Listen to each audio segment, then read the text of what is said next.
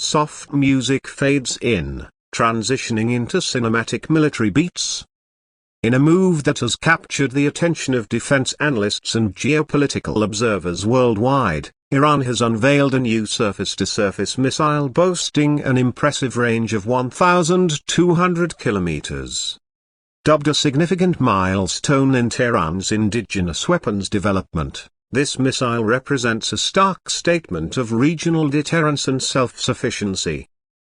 Welcome to Motor Authority, your trusted source for in-depth analysis on defense, military tech, and geopolitical strategy. This recent missile rollout is not just a show of strength, but a calculated declaration of Iran's evolving defense doctrine. With this latest development, the Islamic Republic has expanded its capability to strike targets across much of the Middle East, from Israel to parts of Eastern Europe, and deep into the Arabian Peninsula. But what does this truly mean in terms of military strategy and regional stability? First, let's dissect the hardware. Officially unnamed at the time of recording, the missile is confirmed to be a medium-range ballistic missile with an estimated range of 1,200 kilometers.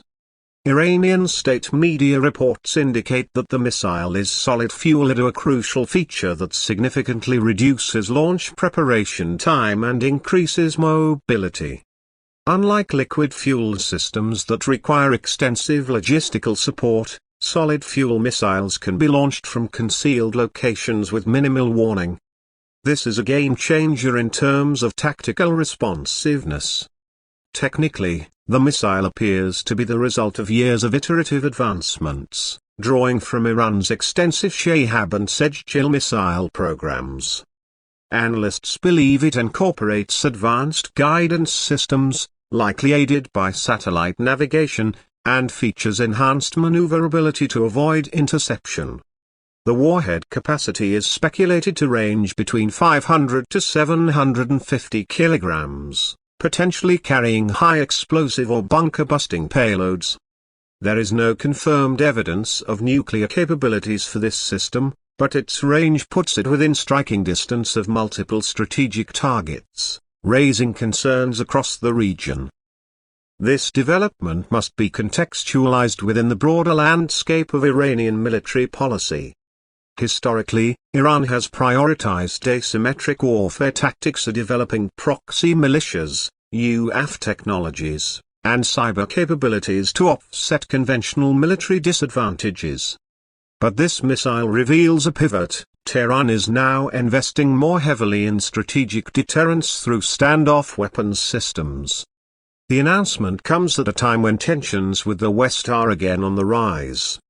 Following a breakdown in nuclear negotiations and the reimposition of sanctions, Iran has increasingly turned to its domestic defense industry to signal resilience. The 1,200 kilometer missile is more than a weapon, it's a symbol. It tells the world that Iran no longer needs outside assistance to defend a war project to its interests. Iranian Defense Minister Brigadier General Mohammad Reza Ashshani praised the missile as a major leap in strategic capability, stating that the program was developed with complete independence and under the guidance of Supreme Leader Ayatollah Ali Khamenei. During the unveiling, military commanders pointed to regional threats, specifically Israel and U.S. bases in Iraq and the Gulf, as justification for strengthening deterrence capabilities. Neighboring states have responded with concern. Israel, which already lives under the constant threat of Iranian missile attacks through its proxies in Lebanon and Syria, has labeled this development as a direct escalation. The Israeli Defense Forces have since ramped up testing of the Arrow 3 and David's Sling missile defense systems, which are designed to intercept medium to long-range threats. The Gulf Cooperation Council, particularly Saudi Arabia and the UAE, have also expressed unease. Both nations have invested billions in missile defense, but the effectiveness of these systems against fast-launching, solid-fuel missiles remains a point of debate. The United States, while currently de-escalating its troop presence in the region, still maintains strategic bases within reach of this new Iranian missile, including in Bahrain, Kuwait, and Qatar. So what's the endgame here? Iran's missile strategy can be boiled down to one word: deterrence. With no significant air force or modern navy, Iran's missile program serves as its most credible counterbalance to adversaries with superior conventional forces. The 1,200-kilometer missile bridges a gap in Tehran's arsenal, giving it the capacity to strike both tactical and strategic targets with greater precision and speed. It also sends a message to internal audiences. At a time of economic hardship, widespread protests, and political uncertainty, showcasing military advancement helps the Iranian government project strength and unity. This missile is as much a domestic propaganda tool as it is a weapon of war. Interestingly, Iran's missile program exists in a legal gray area.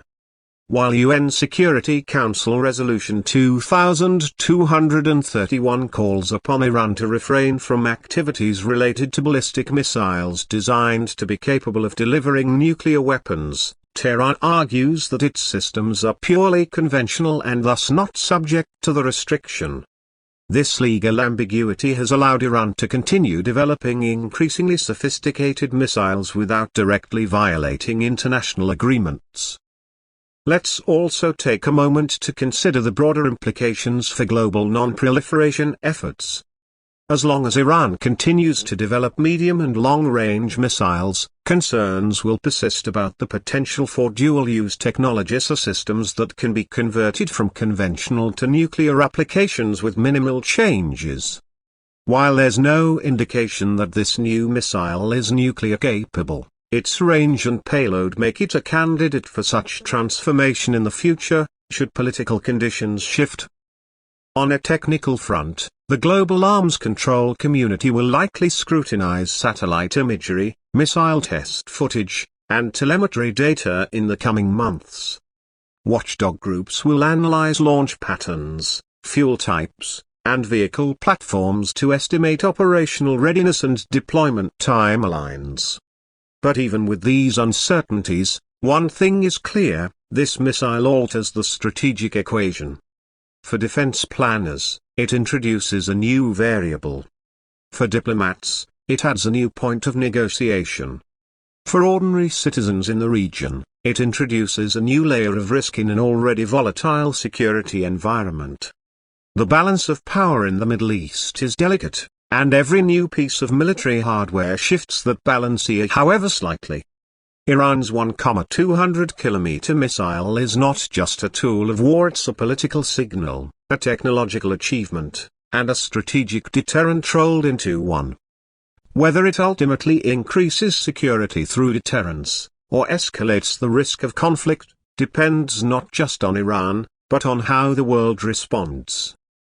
Stay with us here at Motor Authority for continued updates and expert analysis as we track this story and others at the intersection of military technology and global geopolitics.